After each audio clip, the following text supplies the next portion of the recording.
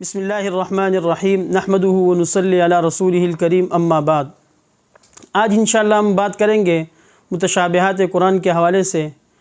کیونکہ اکثر حضرات نے کمنٹس میں بھی پوچھا ہے کہ ہمیں متشابہات کے حوالے سے کچھ معلومات دی جائے، تو ایک اصول میں بیان کر دیتا ہوں متشابہات کے حوالے سے۔ ویسے تو متشابہات کے حوالے سے بہت کلام ہے، اس پر تفصیلی گفتگو ہم کریں گے۔ صرف ایک قاعدہ بیان کیا جاتا ہے کہ یہ جو سبح ہے اور یسبح ہے، اس کی پہچان کا طریقہ کیا ہے، ہمیں کیسے معلوم ہوگا کہ اس صورت میں جو آیت شروع ہوتی ہے یسبح سے شروع ہوتی ہے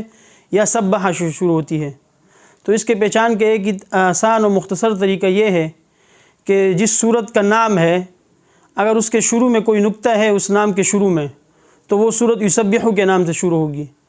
اور جس صورت کا نام ہے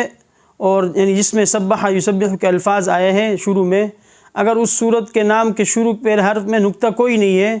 تو وہ صورت سبح سے شروع ہوگی۔ جیسے مثال کے طور پر سورہ جمعہ ہے، اب اس کے نام کے پہلے حرف میں نقطہ ہے،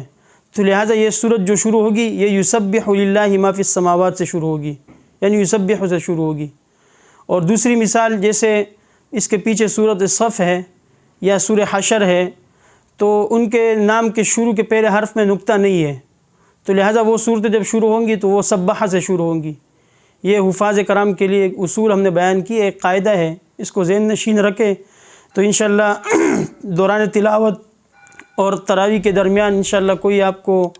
کنفیوژن اور کوئی ٹینشن نہیں رہے گی۔ آسانی کے ساتھ جب آپ کو یہ اصول اور یہ قاعدہ ذہن میں ہوگا کہ جس صورت کا جو نام ہے اس کے پہلے حرف میں اگر نقطہ ہوگا تو وہ صورت یسبح سے شروع ہوگی، اور جس صورت کے شروع کے حرف میں نقطہ نہیں ہوگا تو وہ صورت سبح سے شروع ہوگی، تو انشاءاللہ دوران تلاوت اور دوران تراویح کوئی مسئلہ نہیں ہوگا۔ وآخر دعوانا ان الحمد للہ رب العالمین۔